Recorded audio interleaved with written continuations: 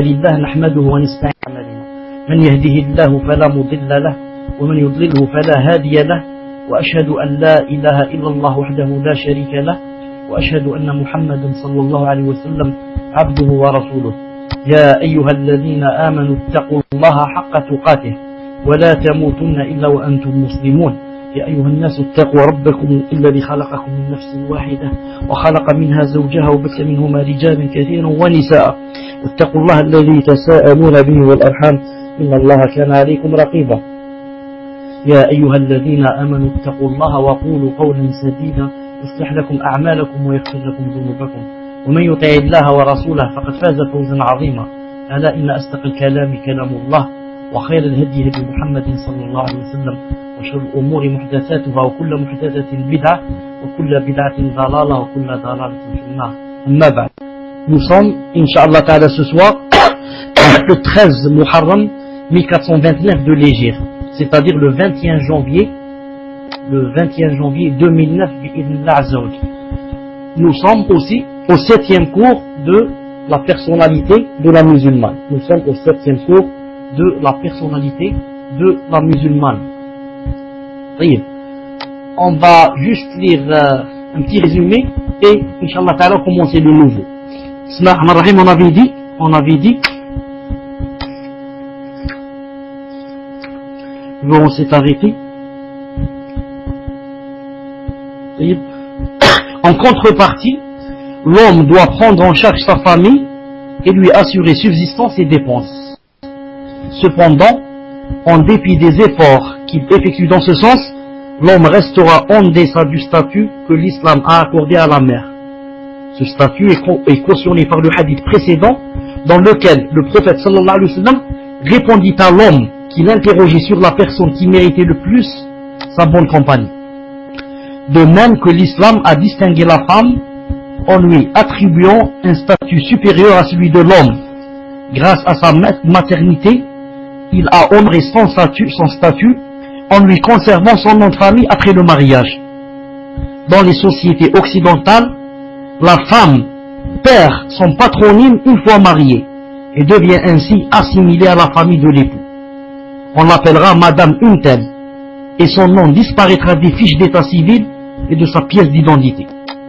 Contrairement à cette situation, la femme musulmane garde son nom de famille après le mariage et ne l'abandonne pas pour l'identité et le lignage de son conjoint. Grâce à cette mesure, l'islam a préservé à la femme l'indépendance de sa personnalité après le mariage. Certes, il lui a, à travers plusieurs textes, recommandé obéissance, estime et bienveillance envers son époux, mais sans pour autant la dénuer de sa propre personnalité ou vouloir la dissoudre dans celle du mari. Pour mieux comprendre le statut prestigieux que l'islam a octroyé à la femme, il faut savoir qu'en plus des droits multiples dont nous avons cité qu'une partie, il lui a confirmé son indépendance financière en lui accordant le plein droit de disposer librement de ses biens sans la charger des dépenses familiales. C'est là une mesure qui indique que l'islam aspire en premier lieu à rendre la femme indépendante, libre, respectable, éveillée et capable d'accomplir pleinement sa mission dans ce bas monde. 26e,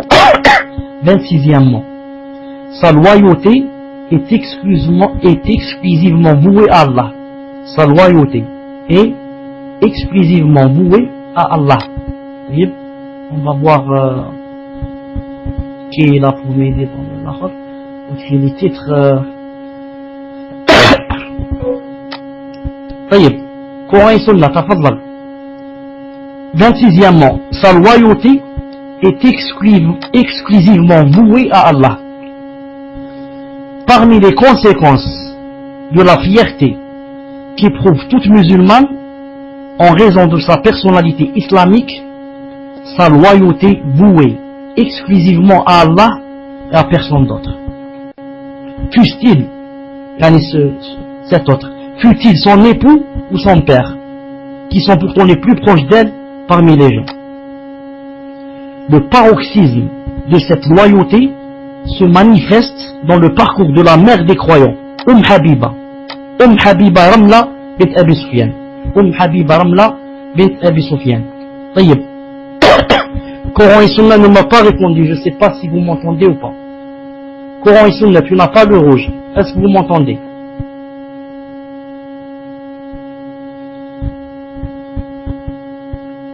Abou Luqman, Jazakallah khair, Abou Luqman, écrit 26e, sa loyauté est exclusivement vouée à Allah.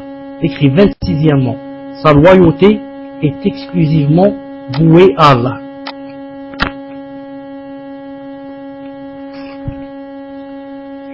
Habiba est la fille d'Abu Sufyan, cet homme qui était le chef des Mekwa. Le chef des Mekwa. Une seconde. Le chef des Mekwa et le commandant des polythéistes. Elle était mariée à Ubaydullah ibn Jahsh al-As'adi, cousin maternel du messager d'Allah et frère de Zaynab, la mère des croyants. Abou Luqman,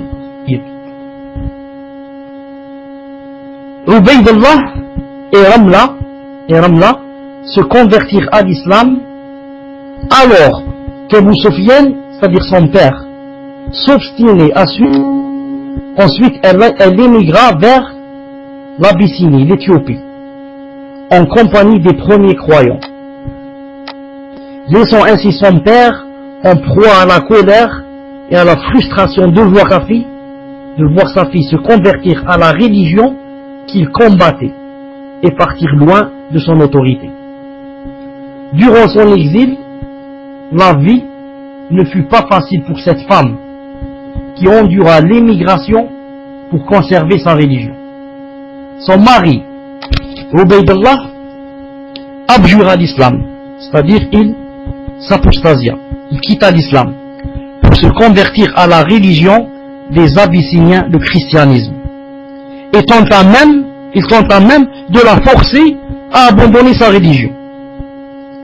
Cet acte d'apostasie de la part de son époux l'affligea profondément. Cependant, elle refusa de suivre sa voie et, armée d'endurance, elle demeurait attachée à sa religion.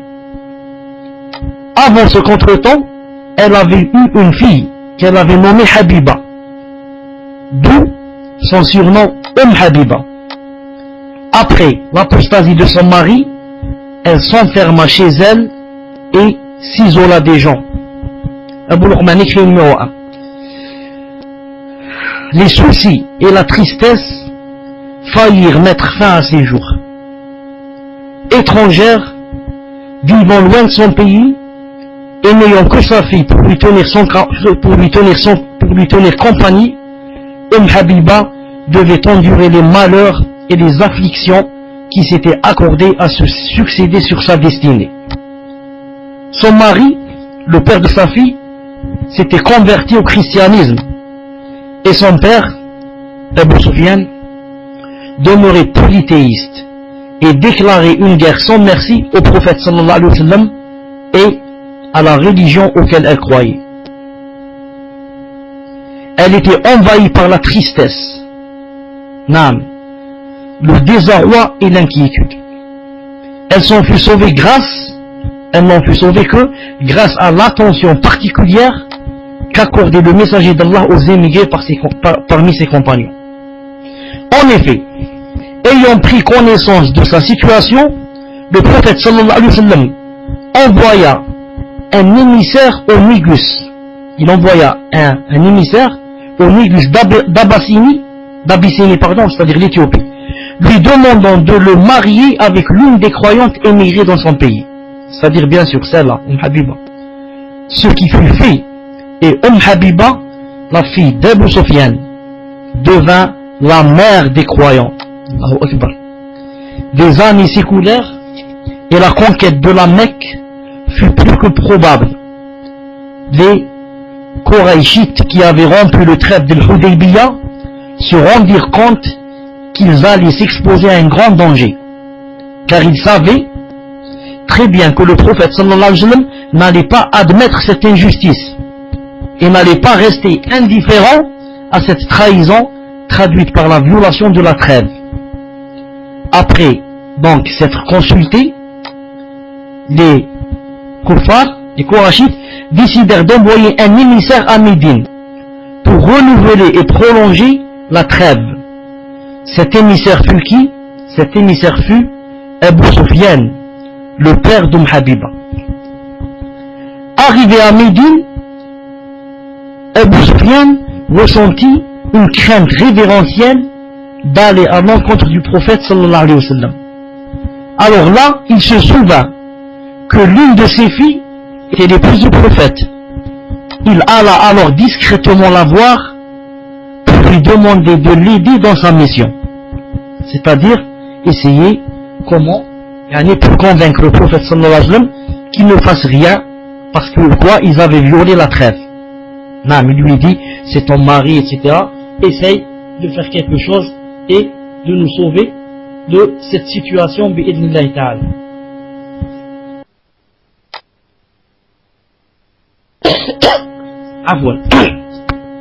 Alors, qu'est-ce qui va se passer? Quand Habiba le vit entrer chez elle, c'est-à-dire son père, elle fut surprise. Elle ne l'avait pas vu depuis son émigration en Éthiopie. Elle fut totalement étonnée et perplexe. Et elle ne savait ni comment se comporter avec lui, ni que dire. S'étant rendu compte de cette attitude due à sa subite apparition chez elle, il se permit de s'asseoir sur l'un des tapis de sa maison. Mais, avant qu'il ne fasse, elle se précipita vers le tapis et l'enroula pour qu'il n'en fasse pas usage. Il lui dit alors, oh ma fille, est-ce par égard à ma personne que tu as retiré le tapis, ou est-ce par égard au tapis même? Subhanallah, pourquoi n'as-tu pas voulu que je m'asseye sur ce tapis? Parce que c'est à cause du tapis ou à cause de moi? Elle lui répondit, c'est plutôt parce qu'il appartient au messager d'Allah sallallahu alayhi wa sallam. Et comme tu es mécréant, je n'ai pas voulu que tu t'assoies dessus. À travers cette réaction, Ramla ibn Abi Sufyan Habiba confirme la sincérité de sa loyauté envers Allah. Elle n'a jamais manifesté la moindre peine pour s'être séparée d'un mari devenu sans valeur, puisqu'il a abandonné sa religion pour les biens de ce monde. Elle a supporté et enduré les douleurs de l'exil, alors qu'elle avait tant besoin d'un époux pour lui tenir compagnon, la protéger et prendre soin d'elle, de son enfant. En compensation, Allah Ta'ala, le bienfaiteur et le tout donateur, lui a accordé un statut auquel toute femme de cette époque aspirait. Il a fait d'elle l'une des épouses du messager d'Allah sallallahu alayhi wa sallam et l'a élevée au rang des mères des croyants. Subhanallah. Vous voyez combien elle a souffert. Déjà, le fait de faire la hijra, c'est déjà difficile. Laisser tous les croyants et les croyantes et partir dans un autre pays de kuffar. Subhanallah. Loin du prophète sallallahu alayhi wa sallam, loin de la famille, loin des compagnons, loin de tout le monde. Et arrivé là-bas, imaginez, son mari quitte la religion. Son mari sort de l'islam. Pire encore, il la pousse à ce qu'elle sorte elle aussi, pour qu'elle rentre dans le christianisme. Parce qu'on avait donné une petite somme d'argent à son mari. Même si c'était tout l'or du monde, c'est quoi par rapport à ce qu'il y a demain chez Allah Azza wa Jal. Imaginez maintenant, elle est seule dans la maison, avec une fille, dans un autre pays, hijra, et sans quoi? Et son mari. Subhanallah, son mari, sans argent, avec une fille, dans la hijra. Subhanallah. Et Allah subhanahu wa ta'ala, comment qu'il l'a compensé? Puisqu'elle a enduré, elle a dû faire des doigts, c'est sûr. Comment qu'il l'a récompensé? En faisant d'elle, en faisant d'elle qui? L'épouse du prophète, l'une des épouses du prophète sallallahu alayhi wa sallam, l'une des mères des croyants. Allahu Akbar. Regardez Allah subhanahu wa ta'ala, quand on est sincère avec lui, comment qu'on le trouve, azza wa jal, comme dans le hadith sahih, subhanallah al-azim. Isduq Allah, isduqka. Sois sincère avec Allah subhanahu wa ta'ala, connais-le, sois véridique, il sera véridique avec toi.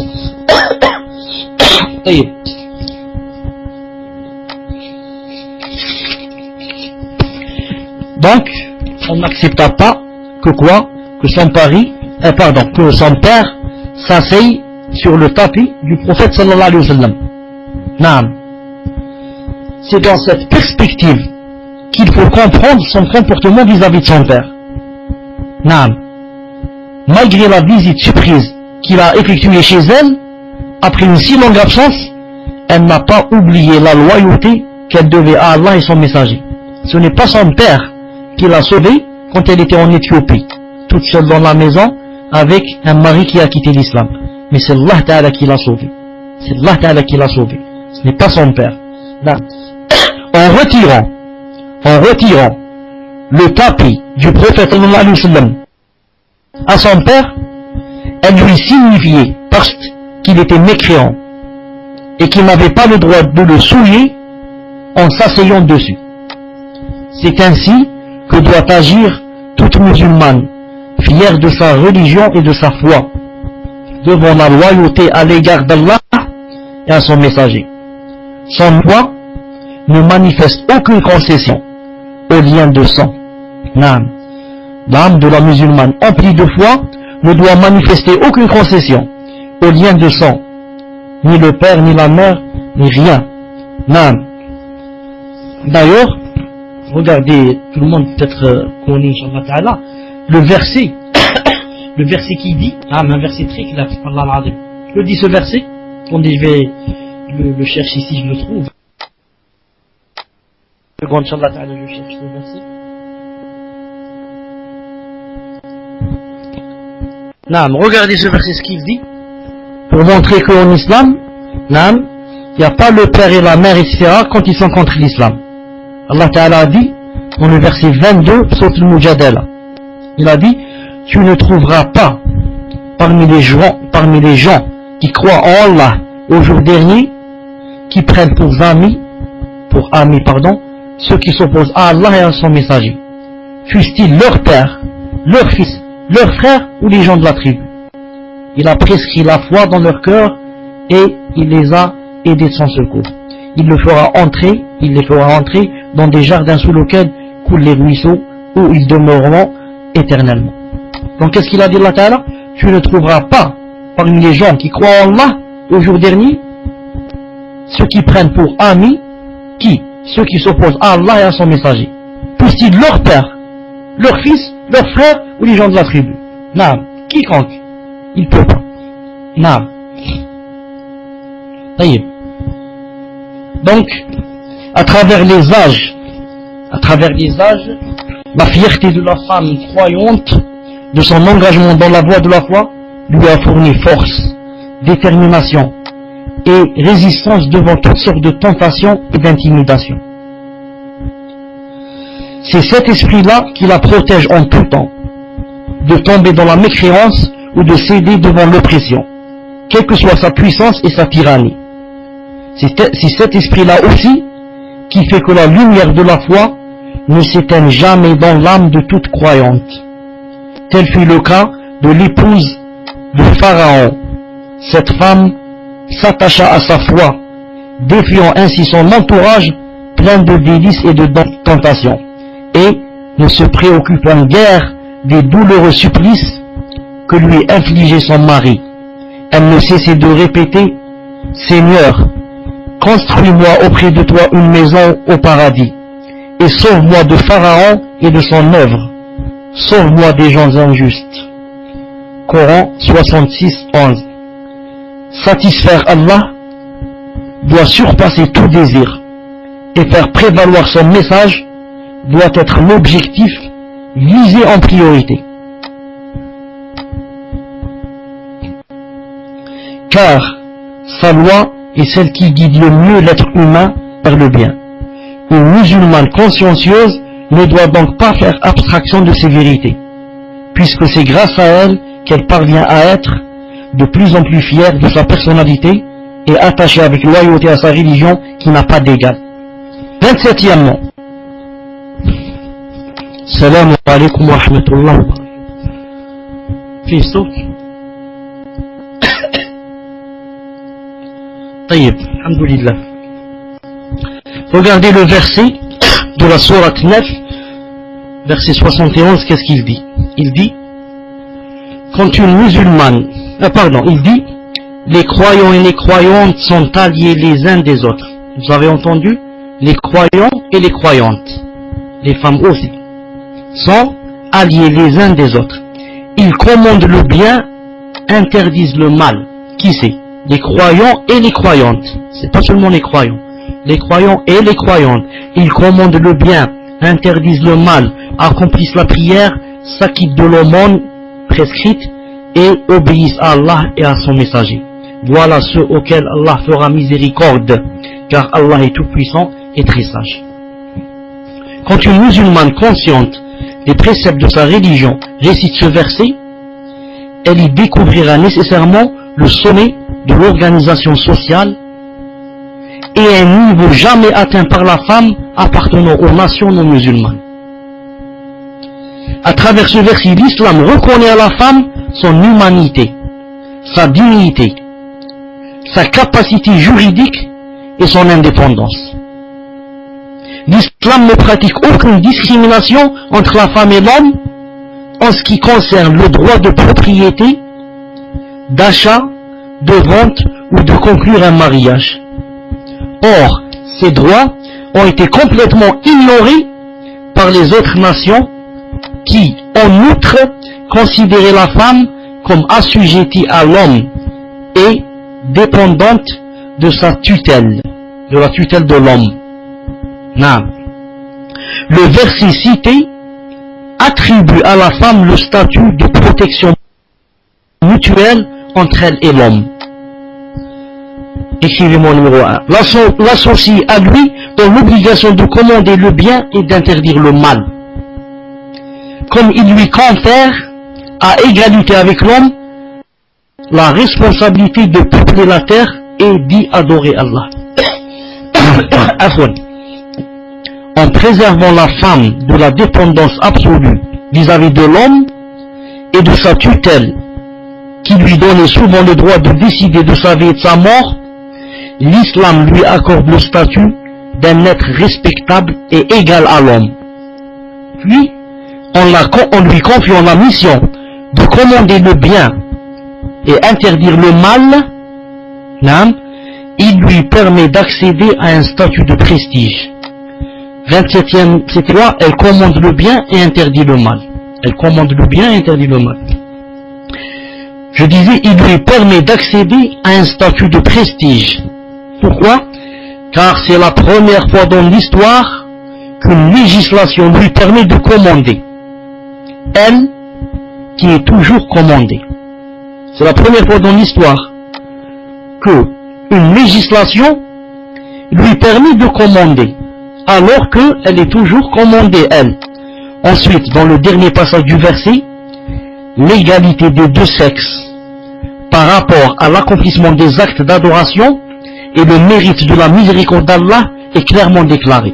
Clairement déclaré. Je répète qu'a dit Allah Ta'ala, il commande le bien, c'est-à-dire les croyants et les croyantes, interdisent le mal, accomplissent la prière, s'acquittent de l'aumône, les deux, et obéissent à Allah et à son messager, les deux. Récompense pour les deux, voilà ceux auxquels Allah fera miséricorde, car Allah est tout puissant et très sage.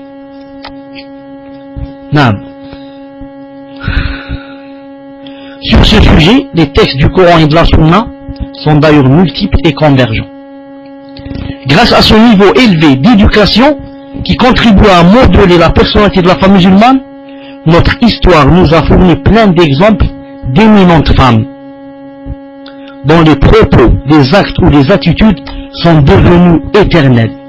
Des femmes qui, de par leur sentiment de responsabilité devant Allah, n'hésitez pas à déclarer la vérité sans se préoccuper d'une quelconque désapprobation. Elles disent la vérité, elles n'ont peur de personne.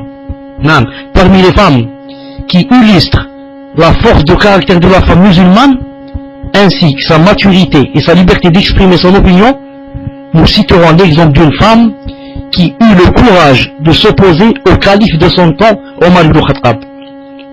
Non. Ensuite, l'auteur ici a cité un hadith qui est faible. Le hadith, il est faible, c'est pourquoi je ne veux pas le citer pour ne pas vous fatiguer, me fatiguer. Ce hadith faible, pourtant est très connu. Que dit ce hadith? Ça ne fait rien. Je vais vous le lire pour que vous le connaissiez. Car connaître le faible, c'est aussi apprendre le din. Comme ça, quand tu entends quelqu'un, tu lui dis le hadith est faible. Car celui qui ne connaît pas le mal, tombe dans le mal. Ce hadith que je vais citer est faible et il est très connu. Que dit-il? Un jour, Omar ibn Khattab prononça un prêche où il a interdit aux gens l'excès concernant les valeurs des dots de mariage et les appela à ne pas dépasser une somme bien déterminée. Une femme qui était présente se leva alors et lui dit: Omar, tu n'as pas le droit de le faire. Mais pourquoi lui dit-il? Elle répondit: parce qu'Allah a dit, elle a cité le verset, si vous voulez substituer une épouse à une autre et que vous avez donné à l'une un quintal d'or, n'en prenez rien. Non, le verset. Suite à quoi Omar dit avec étonnement: une femme a raison alors que Omar a eu tort. Non. De toute façon, justement là j'ai aussi une petite parenthèse. Ce hadith, comme je viens de citer, il est faible, mais il contient une partie de vérité. Laquelle? C'est que Omar radiallahu ta'ala anhu, c'est vrai qu'en son temps, il a voulu déterminer la dot, lui donner une somme maximum, une limite maximum. Il a vu que les gens, certains, les femmes, certaines abusaient, ou là leur tuteur abusait. Alors il a voulu mettre une certaine limite, comme ça tout le monde peut se marier. Cette chose est vraie, mais ce qui n'est pas vrai, ce qui est faible, c'est quoi? C'est la femme qui s'est levée et lui a dit: Omar, tu n'as pas le droit de faire cela. Ça y est. 28e, avec ça on termine le premier chapitre. 28e, elle récite fréquemment le Coran. Elle récite fréquemment le Coran. Écrivez d'abord le titre, ensuite je termine.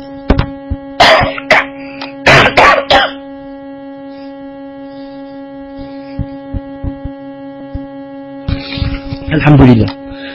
Pour que la femme musulmane puisse atteindre ce stade prééminent qui se caractérise par l'obéissance à Allah, la vertu, la piété et l'esprit consciencieux, il lui est nécessaire de réciter le Coran au quotidien. Je dis bien au quotidien et non pas une fois par mois. Elle doit chaque jour réciter un nombre déterminé de versets qu'elle tâchera de comprendre profondément. Ainsi, en méditant régulièrement le Coran, elle s'imprégnera de son contenu. Son âme sera emplie de lumière rayonnante et son esprit sera guidé vers le droit chemin. Pour qu'elle s'adonne assidûment à la récitation et à la méditation du Coran autant que possible, il lui suffit de lire les hadiths suivants qui mettent en évidence le mérite de celui qui observe une telle pratique et lit beaucoup le Coran. Le messager d'Allah a dit, sallallahu alayhi wa sallam, le croyant qui récite le Coran est comparable au cédra. Son odeur et sa saveur sont bons. Le croyant qui ne récite pas le Coran est comparable à la date. Elle n'a aucune odeur, mais sa saveur est bonne. L'hypocrite qui récite le Coran est comparable au basilic. Il a une bonne odeur, mais sa saveur est amère.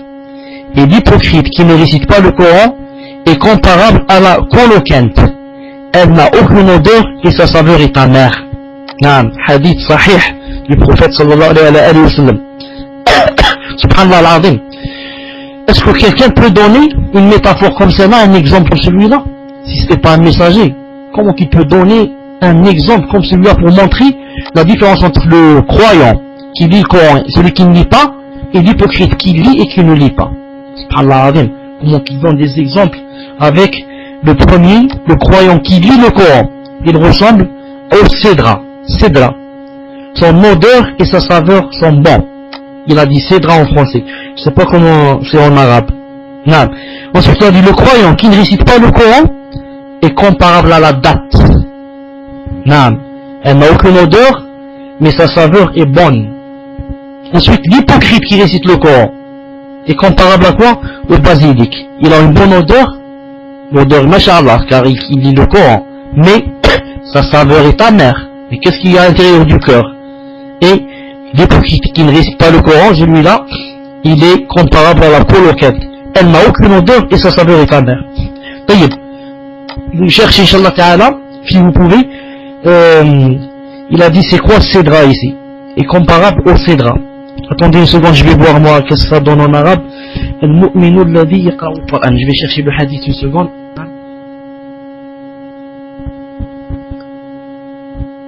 Une seconde.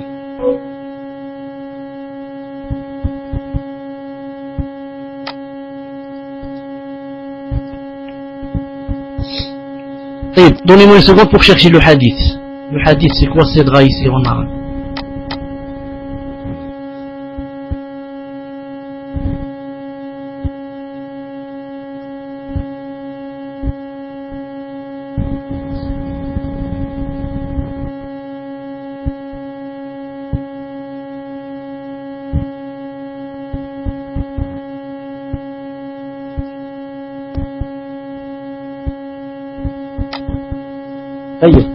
Il a sallallahu alayhi wa sallam ici, il a dit en arabe l'utruja.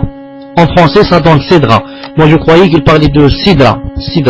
Quand ça m'a étonné, la sidra c'est des feuilles, jujubier. Comment ça peut avoir une bonne odeur et un bon goût?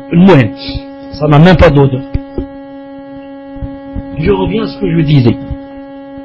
Et le prophète sallallahu alayhi wa sallam a dit récitez fréquemment le Coran. Réciter fréquemment le Coran. Au jour de la résurrection, il se présentera en tant qu'intercesseur en faveur de ceux qui le récitent. Celui qui récite parfaitement, il a dit aussi sallallahu alayhi wa sallam, celui qui récite parfaitement le Coran sera parmi les nobles et purs ange ambassadeur. Attentif ces hadiths, il devient évident qu'une musulmane pieuse et consciencieuse n'hésitera pas à réciter assidûment le Coran, quelles que soient ses tâches ménagères ou ses obligations familiales. Elle s'adonnera pleinement à la lecture et à la méditation du Coran, car pratique et l'immense récompense préparée à ceux et celles qui l'observent. Avant de clore ce chapitre, rappelons que le comportement doit observer envers son Seigneur consiste à avoir une foi profonde en lui, se soumettre à ce qui lui a prédestiné, s'adonner à son adoration, en œuvrant à lui vouer obéissance en ce qu'il a ordonné et s'écarter de ce qu'il a interdit, à vivre le sens profond de l'adoration qu'elle lui doit, à s'activer constamment à soutenir sa religion et faire prévaloir son message, à manifester la fierté de sa personnalité musulmane inspirée par la pureté et la force de loi, et comprendre enfin de façon parfaite le but pour lequel l'être humain existe dans ce bas monde. But déterminé par le verset qui dit « Je n'ai créé les djinns et les humains que pour qu'ils m'adorent ». Tout cela c'était le premier chapitre. Aujourd'hui, alhamdoulilah, on va passer au deuxième chapitre.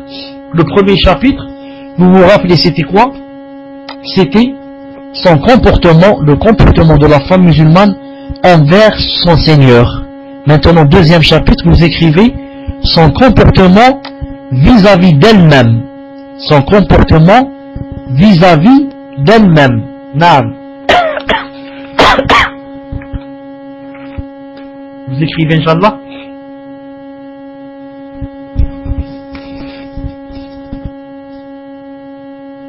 Chapitre 2. Son comportement vis-à-vis d'elle-même. Taïb. Ce deuxième chapitre, qui est son comportement vis-à-vis d'elle-même, va être divisé en 3 sous-chapitres. C'est-à-dire, on va parler de son corps, son comportement avec son corps, son comportement avec son esprit, son comportement avec son âme. Son corps, son esprit, son âme. Naam. Et son comportement avec son corps est divisé en 7 choses. 7 choses. Aujourd'hui seulement, on va parler de son corps, qui est divisé en 7 choses, 7 points. Premièrement, elle est modérée dans son boire et son manger. Petit 2, elle pratique le sport. Petit 3, elle est propre de corps et d'habits. Petit 4, elle prend soin de sa bouche et de ses dents. Petit 5, elle prend soin de ses cheveux. Petit 6, elle a une belle apparence. Et petit 7, c'est le dernier petit point de son corps, elle évite l'extravagance dans sa toilette. Elle évite l'extravagance dans sa toilette. L'islam recommande aux musulmans de se distinguer par l'excellence de leurs habits, de leur attitude, de leur conduite, et de leurs actes. Afin de quoi? Afin qu'ils soient un exemple à suivre, digne de transmettre aux gens son message noble. Naam. Regardez ce hadith que je vais citer maintenant. Naam. Anas radiyallahu ta'ala rapporte que Jabir ibn Abdillah radiyallahu ta'ala anhu, naam. Attendez, je laisse le hadith qui va arriver, Inch'Allah, c'est mieux. Naam. La recommandation de prendre soin de son apparence est certes adressée à l'ensemble des musulmans. À l'ensemble des musulmans. Naam. La hotte est débloquée. Ça fait longtemps que la hotte est débloquée. Non. Cependant, la femme est encore plus concernée, car cela se répercutera non seulement sur sa propre personne, mais aussi sur son foyer, ainsi que le quotidien de son mari et de ses enfants. La femme musulmane ne doit pas se négliger, même quand elle est débordée par ses occupations ménagères ou ses responsabilités de mère de famille. Elle doit plutôt veiller à ce que sa tenue soit présentable et propre, sans excès ni exagération. Un tel comportement de sa part indique en effet son raffinement, et la conception exacte qu'elle a du rôle de son rôle dans la vie. Il indique aussi qu'elle a bien assimilé que chez une musulmane consciencieuse et équilibrée, l'apparence est indissociable de l'esprit, car la beauté, la propreté et la décence de l'apparence sont dignes d'une essence noble. La musulmane habile et intelligente est celle qui réussit à entretenir de façon équilibrée son corps, son esprit et son âme. Elle répond aux besoins de chacune de ses parties et évite toute attention exagérée pour l'une au détriment des deux autres. En adoptant cette conduite, elle ne fait que se conformer au principe de l'islam qui recommande la pondération. 1. Son corps. On va parler de son corps. Premièrement, 1. Son corps. Dans son corps, on a petit 1. Elle est modérée dans son boire et son manger. La musulmane tient constamment à ce que son corps soit sain, solide et énergique, loin de l'obésité et du ramollissement des muscles. Pour atteindre cet objectif, elle s'abstient de manger avec avidité ou intempérance. Et doit se contenter de consommer ce qui lui permet de conserver la santé, l'énergie et l'aptitude physique de son corps. En suivant ce régime, elle applique les directives de l'islam qui recommandent la modération en matière de nourriture et de boisson. Allah Ta'ala dit: et mangez et buvez, mais n'outrepassez pas les justes limites, car Allah n'aime pas ceux qui les outrepassent. Coran 7:31. Sourate 7, verset 31. Et mangez et buvez, mais n'outrepassez pas les justes limites, car Allah n'aime pas ceux qui les outrepassent. Et le messager d'Allah sallallahu alayhi wa sallam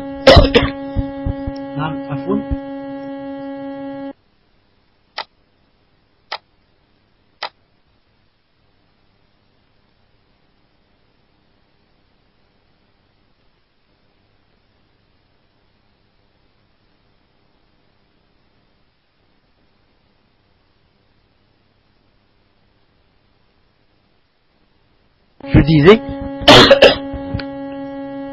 et le messager d'Allah sallallahu alayhi wa sallam a dit: le pire récipient que l'homme puisse remplir est son estomac. Le pire récipient que l'homme puisse remplir, c'est quoi?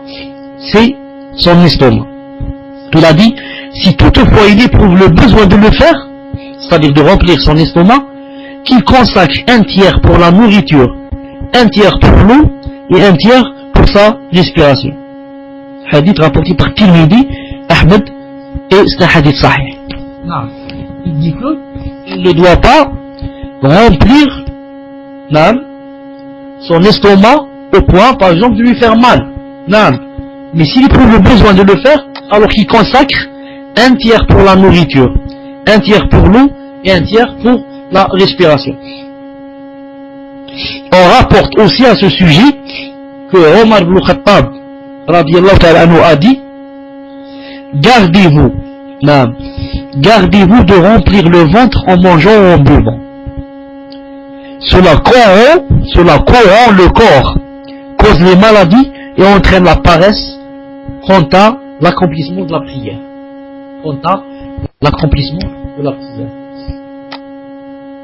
Voilà le Salafiyya dans le hadith, masha'Allah. Il est dans Sahih, vérifié par l'Albani, masha'Allah. Il a dit: cela corrompt le corps, cause les maladies et entraîne la paresse quant à l'accomplissement de la prière. Il a dit: tâchez plutôt de manger et de boire avec modération. Cela est bénéfique pour le corps et loin de l'excès. Certes, Allah n'aime pas trop l'obèse, ventru, car l'homme ne sombre dans la perdition que lorsqu'il s'occupe de ses concupiscences au détriment de sa religion. Il est donc évident qu'une musulmane s'abstienne de consommer tout produit narcotique illicite. Mais pour mieux entretenir sa bonne santé, elle évite même l'accoutumance aux excitants.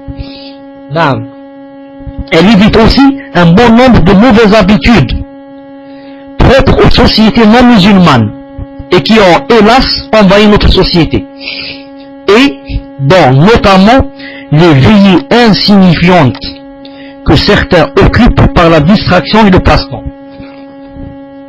Elles s'endorment tôt pour se lever tôt et entreprendre ses activités quotidiennes. En s'astreignant à ce régime sain et naturel, elle se sentira toujours dotée d'énergie, de force et de vivacité. Elle accomplira ses obligations et ses tâches ménagères avec spontanéité et efficacité, car aucune mauvaise habitude n'aura exténué ses forces ou diminué son énergie.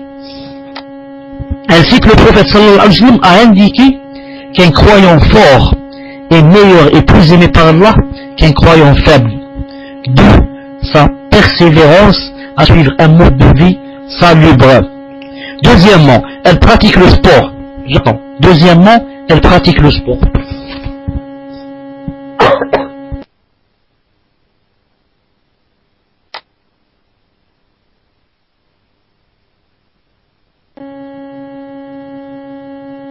J'attends que vous écriviez le titre.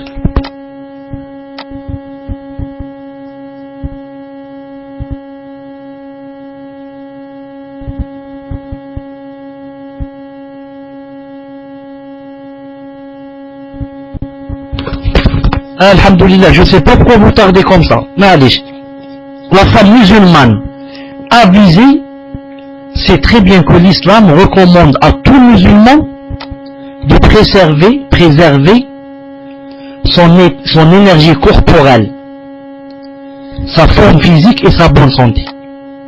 Par conséquent, elle ne doit pas se contenter d'appliquer le régime diététique que nous avons évoqué plus haut, mais elle doit lui ajouter la pratique d'exercices physiques appropriés à son corps, son âge, son poids et son milieu social, qu'elle observera assidûment et régulièrement. Ces entraînements sportifs permettront à son corps d'être raffiné, élégant et beau, comme ils contribueront à sa bonne santé et à son immunité contre malaise et maladie. Qu'elle soit jeune, une jeune fille, mariée, mère de famille ou âgée, il lui est recommandé de pratiquer une activité sportive, car cela la dote de la force physique nécessaire lui permettant d'assumer ses responsabilités quotidiennes et d'accomplir sa mission dans la vie. D'ailleurs, qui de vous ne sait pas que le prophète sallallahu alayhi wa sallam a fait 2 fois la course avec Aïcha, son épouse radiyallahu ta'ala anha. Qui ne sait pas que le prophète sallallahu alayhi wa sallam a fait 2 fois la course avec son épouse Aïcha radiyallahu ta'ala anha. La première fois, c'est elle qui l'avait gagné. Ensuite, il a attendu 2 ou 3 ans, elle a pris un peu de poids et lui a dit viens on fait la course. Quand il a fait la course la 2e fois avec elle, il l'a battue et il lui a rappelé, il lui a dit celle-là, cette fois, c'est pour l'autre fois où tu m'as battu il y a quelques années. Non, j'ai pas oublié, il lui a dit cette fois, c'est la revanche de la fois passée, non, il y avait quelques années, parce que elle était devenue, elle avait pris un peu de poids. Non. Et n'oubliez pas que le prophète sallallahu alayhi wa sallam, quand il a quitté ce monde, il a laissé Aïcha radiyallahu ta'ala, elle avait combien? Elle avait 18 ans. Donc, quand ils ont couru, c'était au maximum quand elle avait 18. Et la première fois, c'était peut-être quand elle avait 15. Non. Quand on dit, elle fait le sport, on a bien dit le sport adéquat. Le sport qui lui convient. Et on n'a pas dit, elle va faire le tennis. Avec une quoi? Une tenue presque nue. Non. Si elle veut faire le tennis à la maison, qu'elle le fasse, c'est pas interdit. Si elle veut faire le tennis de table, qu'elle le fasse, n'est pas interdit. Si elle veut jouer au volley, qu'elle le fasse, n'est pas interdit. Mais où et devant qui? Non. C'est pour ça que elle doit faire un sport adéquat. Et quand on a dit elle fait le sport, j'ai pas dit elle fait le judo, le karaté ou le kung-fu. J'ai pas dit cela. Non. Comme ça, quand son mari revient du marché, elle lui a dit, va lui dire où sont les carottes. Il va dire j'ai oublié. Tu as oublié les carottes. Et elle croit qu'elle est brucelée. Et elle lui donne machigiri. Je sais pas comment ça s'appelle. Et il tombe par terre. Ah, voilà. Ceinture noire karaté. Madame, elle a la ceinture noire en karaté. Tu oublies les carottes, tu as un coup sur le visage. Non, on n'a pas dit ça. On a dit, elle fait un sport en conformité avec son corps et avec les préceptes de l'islam. Non. Par exemple, si elle a une cour, une grande cour, par exemple, qui fait le tour de la maison, elle peut par exemple courir dans la maison. Là, un grand jardin par exemple qui fait le tour de la maison. Il y a des villas qui sont comme ça. et que personne ne la voit. Elle peut courir par exemple, et faire ce qu'on appelle, où elle fait de la marche, où elle fait, certaines femmes ont une sorte de vélo, des appareils pour appartement. Il y a des sortes de vélos sur lequel la femme monte et fait du sport chaque jour, pour ne pas avoir de la graisse. Vélo elliptique, vélo d'appartement, rameur, et comme ça. Des choses qui sont maintenant, alhamdoulilah, disponibles, il suffit juste un peu d'argent. Troisièmement, elle est propre de corps et d'habit. Elle est propre de corps et d'habit.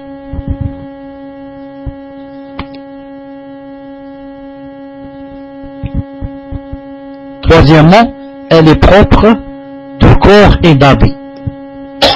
Alhamdulillah. La musulmane consciencieuse, imprégnée des enseignements de sa religion, manifeste une attention particulière à la propreté de son corps et de ses habits.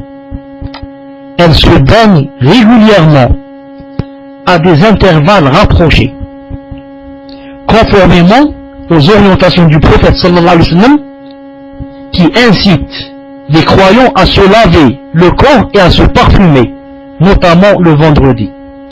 Parmi ces propos, on trouve que le prophète alayhi salam a dit: le jour du vendredi, même si vous n'êtes pas en état d'impureté légale, faites vos ablutions majeures. Tâchez de bien vous laver la tête et employez quelques parfums. Fath al-Bari, volume 2, page 370. Et il a dit, sallallahu alayhi wa sallam, quand une personne, homme ou femme, viendra à la mosquée pour assister à la prière du vendredi, qu'il fasse ses ablutions majeures avant de venir. Rapporté par Al-Hakim ibn Khuzayma, voir Fath al-Bari, volume 2, page 356. Et certains ont parlé sur ce hadith. Certaines traditions mettent tellement l'accent sur la nécessité de se laver le corps pour la prière du vendredi, que certains imams ont opté pour l'aspect obligatoire de l'ablution majeure ce jour-là. La tradition qui conforte le plus leurs avis est la suivante. D'après Abu Huraira, radiyallahu ta'ala anhu, le prophète sallallahu alayhi wa sallam a dit: il est du devoir de tout musulman de se laver le corps un jour sur 7. Ce jour-là, il se lavera la tête et le corps, c'est-à-dire le vendredi. Hadith rapporté par Bukhari Muslim. La propreté est une qualité intrinsèque de l'être humain, et de la femme en particulier. Elle fait de la femme une personne équilibrée, intelligente et aimable. Elle ne la rapproche pas seulement de son mari, mais aussi de toutes ses connaissances parmi les femmes ainsi que ses proches parents. L'imam Ahmed ibn Hanbal, Abu Daoud et Nasa'i rapportent que Jabir ibn Abdillah radiyallahu ta'ala anhu a dit: s'étant déplacé pour nous rendre visite, le messager d'Allah sallallahu alayhi wa sallam constata qu'un homme portait des vêtements sales. Qu'est-ce qu'il a dit sallallahu alayhi wa sallam? Il a vu un homme qui portait des vêtements sales. Il a dit: celui-là n'a-t-il pas trouvé de quoi laver ses habits? Subhanallah al-Azim. Celui-là, avec ses vêtements sales, n'a-t-il pas trouvé de quoi laver ses habits? Ce hadith est jugé authentique par Cheikh Al-Albani rahimahullah. Ce hadith indique que le prophète sallallahu alayhi wa sallam n'aimait pas qu'un croyant apparaisse devant les gens avec des vêtements sales, du moment où il pouvait les nettoyer. Cette réprobation de sa part représente une incitation implicite aux musulmans de porter en permanence des habits propres, présentables et agréables. Les orientations du prophète alayhi salam adressées à cet homme et donc à tout homme concernent a fortiori la femme, car c'est elle qui est censée être en premier lieu la plus propre, puisque c'est d'elle que doit émaner la joie, la gaieté et la quiétude au sein du foyer familial. Il est en effet évident que le souci d'être propre chez la femme se reflète positivement sur son foyer, son époux et ses enfants. Grâce à ce sentiment et à ses implications pratiques, tout son entourage, tout l'entourage de la femme musulmane s'attachera à l'hygiène et s'évertuera à mettre de l'ordre dans ses affaires. À ce sujet, il est à noter que des chercheurs appartenant à des époques et des horizons divers se sont intéressés au fait que les recommandations du prophète, incitées à la propreté, qui incite à la propreté, datent près de 15 siècles, à une époque où l'humanité ne connaissait ni les bains, ni la nécessité de se baigner. Mieux, 10 siècles après l'époque du prophète, sallallahu alayhi wa sallam, le monde non musulman n'avait pas encore réussi à connaître le niveau supérieur de propreté atteint par les musulmans. Dans son ouvrage intitulé « De l'esclavage à la souveraineté », page 28 et suivant, la chercheuse universitaire turque Samiha El-Wirdi, qu'est-ce qu'elle a dit? Elle a dit: nous n'avons pas besoin de remonter le temps jusqu'à l'époque des croisades pour savoir ce que fut le degré de civilisation atteint par les Européens. Il nous suffit de revenir quelques centaines d'années seulement en arrière, à l'époque de l'Empire ottoman, pour comparer les deux civilisations européennes et ottomanes.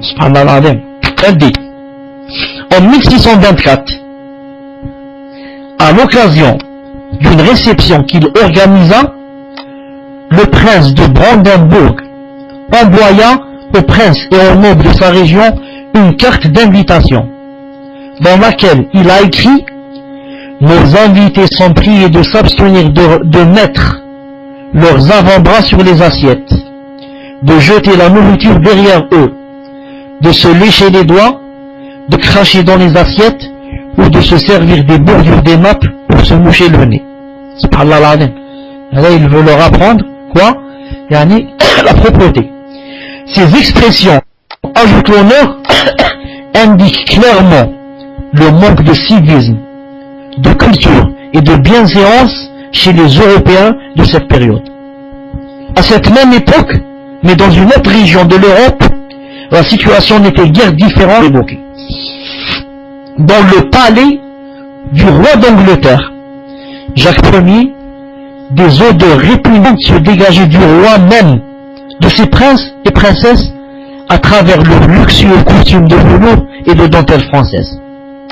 Cela se passait en Europe, alors qu'à Istanbul, la capitale de l'Empire ottoman, il est bien connu qu'on obligeait les ambassadeurs européens à prendre un bain avant d'être reçus par le sultan.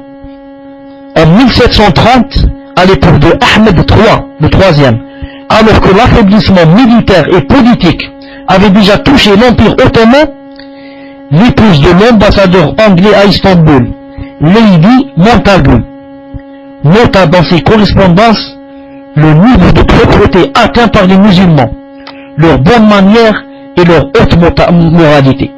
Parmi les souvenirs qu'elle raconte dans ses correspondances, qui furent d'ailleurs publiées ultérieurement, l'anecdote suivante est révélatrice. Elle dit: la princesse Hafida m'a fait cadeau d'une serviette brodée à la main, tellement belle que je n'ai même pas osé en faire usage pour m'essuyer la bouche. Subhanallah. La princesse Hafida m'a fait cadeau, c'est l'anglaise qui dit ça, m'a fait cadeau d'une serviette brodée à la main, tellement belle que je n'ai même pas osé en faire usage pour m'essuyer la bouche. Dans le passé, ce qui troublait le plus les Européens, c'était de constater que les musulmans se lavaient les mains avant de se mettre à table et après les repas. Pour avoir une idée claire sur la propreté chez les Européens, il suffit de citer le témoignage de la célèbre infirmière anglaise Florence Nightingale, à propos des hôpitaux de son pays vers le milieu du 19e siècle. Dans son rapport, elle mentionne que les hôpitaux étaient négligés au point de devenir des lieux de décharge publique et de débauche morale. Elle témoigne ainsi que les pavillons de ces hôpitaux étaient bondés de centaines de malades tellement abandonnés qu'ils étaient contraints de faire leurs besoins naturels sur leur lit. En lisant ces passages, on se rend compte du grand décalage entre une civilisation universelle instituée par Allah et d'autres civilisations instaurées par de simples mortels qui sont par définition limités sur tous les plans. Quatrièmement, j'écrivais, elle prend soin de sa bouche et de ses dents. Elle prend soin de sa bouche et de ses dents.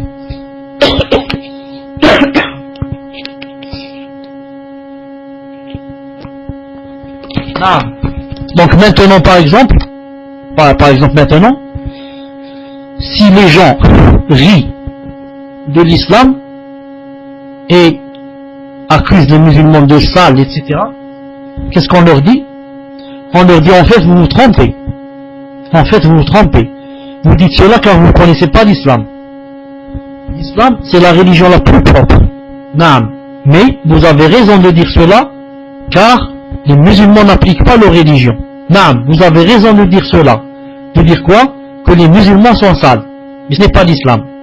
L'islam, c'est la religion la plus propre. Elle vient d'Allah Azza wa Jal, qui est beau, qui aime la beauté. Donc si vous voyez des sales, si vous voyez un sale, habillé en sale, etc., c'est quelqu'un qui n'a pas obéi aux préceptes de l'islam. C'est l'islam se désavoue de lui. Il ne représente pas l'islam. Ce n'est pas un modèle. Le modèle, c'est le prophète sallallahu alayhi wa sallam. Pas une autre personne. Sauf si lui, il désigne une personne, il dit suivez-moi. Comme il a désigné par exemple les 4 califes bien guidés, radiyallahu ta'ala. Quatrièmement, elle prend soin de sa bouche et de ses dents.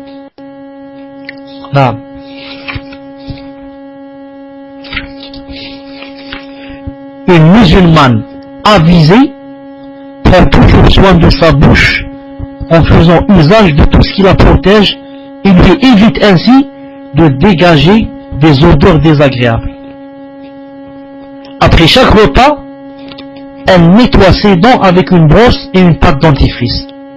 Au moins une fois par an, et même quand elle ne souffre pas de douleur dentaire, elle se rend chez le dentiste pour examiner ses dents et lui prescrire ce qui contribue à leur hygiène, leur propreté et leur beauté.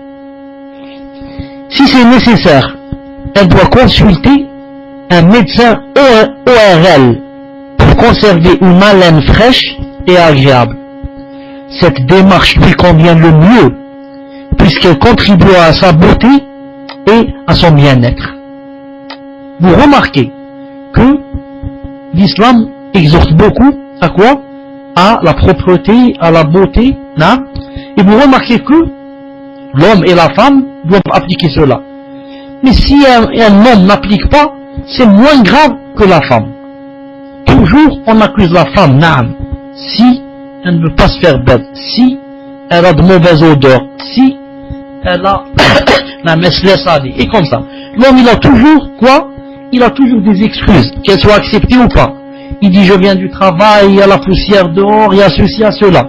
Mais toi à la maison il dit tu n'as pas d'excuses. Toi tu n'as pas d'excuses à la maison. Donc c'est toujours la femme, naam, qui, cette chose s'adresse beaucoup plus à elle qu'à lui. Mais les deux, comme j'ai dit, doivent appliquer. Un bon nombre de traditions authentiques, rapportées par plusieurs compagnons, indiquent que Aïcha, notre mère, qu'Allah Ta'ala l'agrée, prêtait une attention particulière à ses dents et les entretenait régulièrement en utilisant le cure-dent. Dans son Sahih, Bukhari rapporte d'après Mujahid que Urwa ibn Zubayr, qu'Allah l'agrée, a dit: nous entendîmes le bruit que faisait Aïcha, la mère des croyants, en se brossant les dents dans la chambre voisine. Bukhari, voir Fath al-Bari, volume 3, page 599. De l'autre chambre, ils entendaient Aïcha radiallahu ta'ala quand elle se brossait les dents avec le cure-dent. Naam. Dans une autre version du même hadith, rapporté cette fois par Muslim, après Aqa radiallahu ta'ala anhu, que Urwa, qu'Allah l'agrée, nous entendions de lui qu'elle produisait en se brossant les dents avec un cure-dent. Volume 8, page 236. On rapporte aussi que Aïcha radiallahu ta'ala anha a dit: 2 jours comme 2 nuits, jamais le messager d'Allah, que la paix soit sur lui, ne se réveillait de son sommeil sans se curer les dents avant de faire ses ablutions mineures. Hadith rapporté par Abu Daoud, hadith et Musnad aussi, volume 6, page 160. On rapporte aussi qu'on demanda à Aïcha radiallahu ta'ala ce que le messager d'Allah faisait en premier quand il rentrait chez lui. Elle a répondu: quand il rentrait chez lui, sallallahu alayhi wa sallam, il commençait par se brosser les dents. Quand le prophète sallallahu alayhi wa sallam rentrait à la maison, il commençait par quoi? Par se brosser.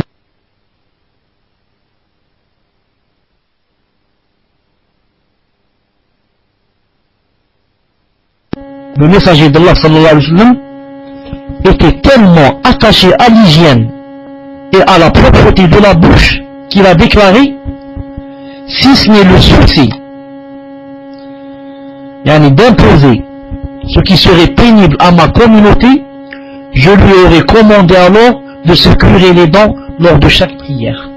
Et dans un autre hadith, lors de chaque ablution. Cependant, il est vraiment étonnant que certaines musulmanes négligent les recommandations relatives à ce domaine, alors que non seulement elles sont indispensables pour toute femme, mais elles sont aussi l'une des parties constituantes de l'essence même de l'islam. En raison de sa féminité, qui implique beauté, raffinement et élégance, la propreté est plus qu'indispensable pour la femme. La propreté est au cœur même de l'islam, parce que le messager d'Allah, sallallahu alayhi wa sallam, a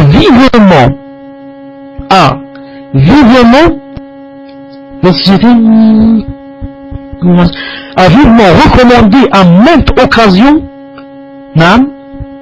cette propreté. Les traditions à ce sujet sont multiples et authentiques, notamment la tradition suivante qui déconseille aux croyants, avant de se rendre à la mosquée, de consommer tout aliment dont l'odeur est désagréable. Le prophète sallallahu alayhi wa sallam a dit que celui qui aura mangé de l'oignon, de l'ail ou du poireau ne s'approche pas de notre mosquée, car ce qui répugne les êtres humains répugne également les anges. Dans ce hadith, le messager d'Allah interdit à toute personne ayant mangé certains légumes dont l'odeur est répugnante de s'approcher de la mosquée, pour éviter que son haleine ne nuise aux anges comme aux humains. Ma foi, cette odeur est largement moins répugnante et moins nuisible que celle qui se dégage des chaussettes, des bouches infectes, des vêtements ou des corps sales de certains croyants insouciants qui négligent leur hygiène. J'ajouterai ici une chose qui n'est pas pour avec cela, la même chose pour la femme quand par exemple elle se prépare pour aller par exemple se coucher.